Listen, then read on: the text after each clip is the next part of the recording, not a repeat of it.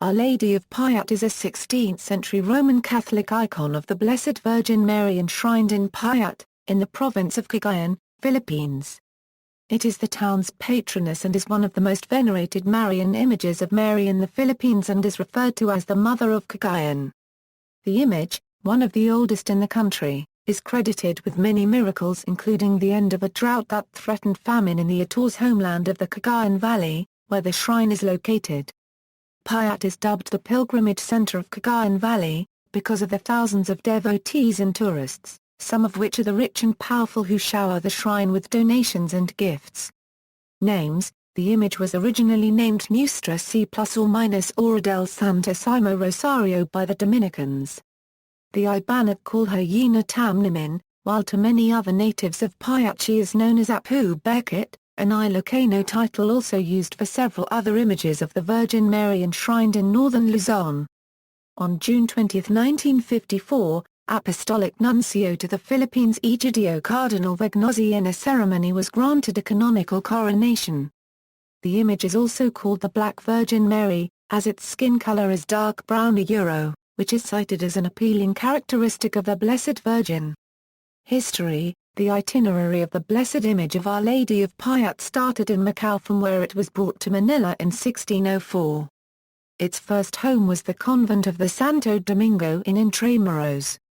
From Manila she was taken to Nueva Segovia to aid in the evangelization of the Atore's region, covering the towns of Tabang, Malawag, Tuor and Pyatt until it was brought to and stayed on Pyatt for 5 years. No description of the image is given by any of the historians, though it is often mentioned that is of tallow made from paper mache. Eventually the image was taken to Pyatt, and erected on a side altar. It was not long when the people felt special manifestations of divine favors through Our Lady. Their love and devotion to Our Lady had grown with the years, and attachment to her image bordered fanaticism. This was clearly seen when Fr. Juan de Santa Anna sent the same image to Tuguegaray City in 1622 and ordered another one more beautiful from Manila to replace the image. In no time, the people rose up in public protest and asked to the point of insistence that the original image be returned to them. Knowing the peculiar character of the people, Fr. de Santa Anna finally gave in, and the image was brought back amid great rejoicing of the people. There arose, however, a dispute between the people of Pyatt and Tuor as to where the sanctuary should be constructed. Happily, Solomonic solution was found, and it was agreed to have the sanctuary built between Pyatt and Tuor. On December 26, 1923, the image of Our Lady was brought in a solemn procession from the parish church of Sto. Domingo to the new sanctuary. The following morning, a high mass was sung and the sanctuary solemnly blessed with a great concourse of the faithful present. For the first time, the care of the sanctuary was given to the charge of Dra. Ines Magaborn. She introduced the pious custom of keeping a votive light burning day and night before the Lady's image, a custom which is kept to this date. Many years later, the people suffered great losses due to the inundations of the Chico River.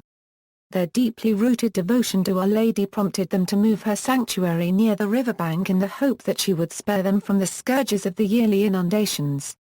As a result, the people built a more spacious church of more durable materials on a hill about a mile from the parish church of Sto. Domingo. The present sanctuary was built by Reverend Fr. Diego Pinero and later restored by Fr. Jose Garumata in 1875. Centered then on the Uesmbalia, the Pyatt townsfolk celebrate the Bali Festival from June 23 to 30. The festivity flows into the celebration of the feast day of Our Lady of Piat from July 1 to 2. The Lady is enthroned at the Basilica Minor Nuestra Señora de Piat, which was recognized as a shrine by the Vatican on June 22, 1999. It celebrates its feast every July 2 wherein the Lady is drawn for a procession. On June 28, 2011, the Lady participated in the parade of 12 famous Marian icons from the northern part of the country during the Third Marian Voyage of Peace and Love at the Cagayan Foundation Day. The voyage was organized by the Cagayan North Convention and Visitors Bureau, the Archdiocese of Tuguegaray, and the Department of Tourism, with the provincial government, to boost Cagayan a unregistered trademark campaign as a pilgrimage center. On July 9, 2011, the Lady was honored for a special mass at the Sto. Domingo Church in Manila. Miracles. In 1730, Captain José Ramos, a Spanish officer assigned in Lalo, fell seriously ill. All efforts by his physicians failed, so he went on a pilgrimage to Pyatt to seek Our Lady's help. He made the trip with great difficulty but, upon arriving in Pyatt, his illness became worse and the parish priest gave him the last sacrament. However, he did not lose hope and continued to pray to Our Lady of Piat. After a few days he slowly recovered. Within a week, he got well enough and went to Lalo to resume his duties. On June 2, 1738, a boat with passengers was on its way from Pamplona to Aparri. Near the port, a sudden gale blew and it was swept out to sea. With the strong winds, heavy rains and big waves, rescue seemed impossible. A passenger on a pilgrimage to Pyatt began to pray the Holy Rosary and exhorted his fellow passengers to join him. They all did. Soon afterward, the rain stopped, the winds died down and the boat and its passengers made it safely to port. Also attributed to the intercession of Our Lady of Piat is the miraculous recovery from serious illness of Doña Inés Maculabon, the first caretaker of the Lady. The end of persistent drought. The second miracle narrated by Adernald had a greater resonance. The Azores region, an agricultural area, often experienced severe droughts. But the one of 1624 was much worse than others they had suffered. Not a single drop of water had fallen for months. The farmers had planted their seed several times in vain. No crop was forthcoming. Fathers Juan de Santa Ana and Andres de Haro, vicars of Pyatt and Tewa respectively, were thinking of organizing some processions and rogations to implore from heaven the much-wanted rain. But they were afraid that the new Christians might falter in their faith or lose their trust in the power of prayer if the much-wanted result were not achieved. They agreed to go ahead with the plan. The fathers preached fervent sermons to the people, insisting on the need to repent from their sins and receive the sacrament of reconciliation, so that their prayers for rain would be heard. The people did that with great devotion. They stayed the whole day in the ermita, confessing their sins, while others sung the salve and recited other prayers to Our Lady. The people themselves proposed to march in procession to the ermita from their respective towns the following day. But even before the procession could get started, it began to rain so profusely first over Pyatt, and then over Tewa, and their cementeras that it seemed that the cataracts of heaven have been broken.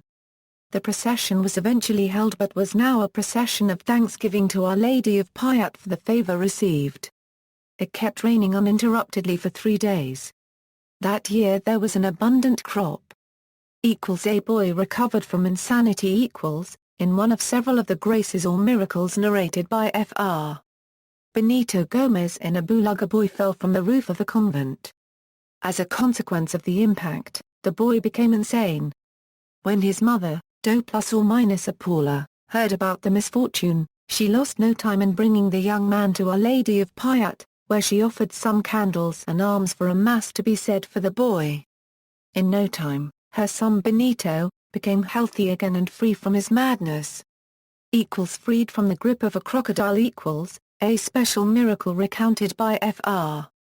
Rajano occurred on the Holy Week of 1739. A native from Pyatt was crossing the river that flows near the ermita, when he was caught by a crocodile. Placed in this terrible trance he called on Our Lady of Pyatt to come to his rescue. At the same time that he made the invocation, the crocodile let loose of his prey, and the poor man, shaking violently, went to the ermita to thank Our Lady. This incident was told to Fr. Rajano by Fr. Diego de la Torre, who added that there were many witnesses to this prodigy. A serious flooding. This time it was a problem of too much water.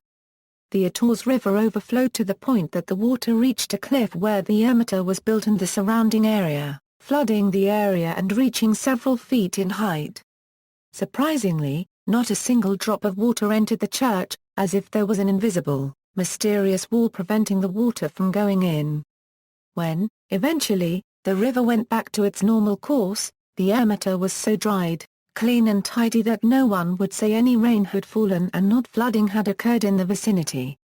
All this happened to the great surprise of the caretaker or eremita ±0, who, afraid for his life, had climbed to the altar of Our Lady and, on his knees, prayed for his safety. He propagated the extraordinary event and many people went to see for themselves what the eremita ±0 was telling.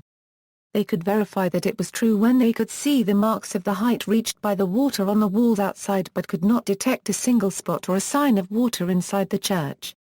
A child cured from leprosy one more, and the last miracle, in Fr. Trajano's account, a little son of Alferez Don Pedro Leon y Labog, a resident of Lalo, was covered with a very repulsive leprosy so that he was not allowed to touch anybody for fear of contamination. The help of Our Lady of Piat was sought. With the customary invocations and prayers, the boy was completely cured to the amazement of all. A cure from pleurisy Arita Legasto, 77 years old from New Manila, Quezon City reports that through Our Lady's intercession, she was cured of a terrible sickness. In 1993, she fell ill with pneumonia. She developed pleurisy and the doctors drained some 500 centimeters of fluid from her lungs. A biopsy of lung tissue taken from her proved positive from cancer. At this time, her good friend, Carmeline Crisologo, a devotee of Our Lady of Piat, visited her and gave her a novena to the Blessed Mother and a vial of blessed oil and began the novena. During the third and fourth day of novena, she reports that she experienced a very strange feeling as if, she said, something heavy was moving from the top of her head down through her body, and then it left her. From then on, she gradually improved in health such that she felt well enough to go to the USA for medical treatment. Before she left, she had a check-up. Again no pleurisy but the doctors found a benign tumor. She reports that she still feels some pain. Despite the discomfort, she considers the pains she suffers as a blessing, an offering to our Lord in atonement for her sins. Cagayan Shrine Basilica Menor Nuestra Señora de Pyatt The Basilica Menor of Our Lady of Pyatt is one of only 12 minor basilicas in the Philippines. It is distinguished as the home to the venerated Black Virgin Mary. The Basilica of Our Lady of Pyatt is in the town of Pyatt, which is 30 minutes away by land from Tuguegaray City, Cagayan Province or 41 kilometers northwest of Tuguegaray City. This pilgrimage site attracts a large number of devotees especially on July 1st and 2nd when the feast of Nuestra ±Hora de Pyatt is celebrated. One thing that is different about the Basilica of Our Lady of Pyatt was its entrance arch. It was at the back of the church and one has to go around from the entrance to see the church facade. The arch has the phrase, Basilica Menor Nuestra Señora de Pyatt. Our Lady of Pyatt Basilica sports a simple facade flanked with a tall belfry. It is on top of a hill in the midst of Cagayan River with the intention of avoiding floods brought about by the seasonal overflowing of the river. The church structure is mainly made of red bricks, which is common among churches in Cagayan Valley. It is a contrast to old churches made of limestone and coral stone in many parts of the Philippines. The interiors is of curved ceiling made of wood with historical images and accounts at the top of the walls. On the altar lies the Blessed Virgin Mary covered with a glass. There are verandas inside the church which makes the shrine elegant. At the back of the church are staircases leading to a window exactly at the back of the Virgin Mary wherein devotees can touch the dress of Our Lady. Surrounding the basilica, stood the Pyatt Basilica Museum, blessing sites for religious items, parish convent, and life-sized representations of the Stations of the Cross. Masses are offered every day and thousands of devotees attend every Sunday. == In April 2005, the spring started to draw crowds of devotees tagged along by a woman who dreamed of the miraculous Lady of Visitation of Pyatt, insisting in her dream, while she was working abroad 10 years earlier, to go personally to Pyatt to look for the hidden spring just near the sanctuary on the hill where this miraculous lady is enshrined. From that day on up to this day, this spring has become a crowd draw, even people from the medical fields. These devotees would share stories on how they would get healed of their ailments, on how they would get over their surgical operation schedules after they drink and wash themselves with the miraculous water they draw from this bickle ng buoy. The bickle was featured on several television documentaries in the Philippines. Bali Festival The Bali Festival is held every July 1st and 2nd. The festivity is a religious and cultural revival to commemorate the Christianization of the atoll's region of Cagayan. Activities include novenas, beauty pageant, sports tournaments, lakbayaman industry tours, street dancing and the famous cultural presentations by indigenous groups. Thousands of pilgrims and devotees are expected to flock to the Basilica to participate in the festivities and the activities lined up in the week-long event. The highlight of the festival is the Fluvial Procession venerating the holy image of the Our Lady of Piat, which starts from a parry at the mouth of the Cagayan River to Buntun Bridge in Tuguegarao City and proceeds through a motorcade to Pyatt. The procession, which has become a tradition among the Cagayanans, started by Archbishop Diosdado Talamayan. References. External links: Shrine of Our Lady of Piat.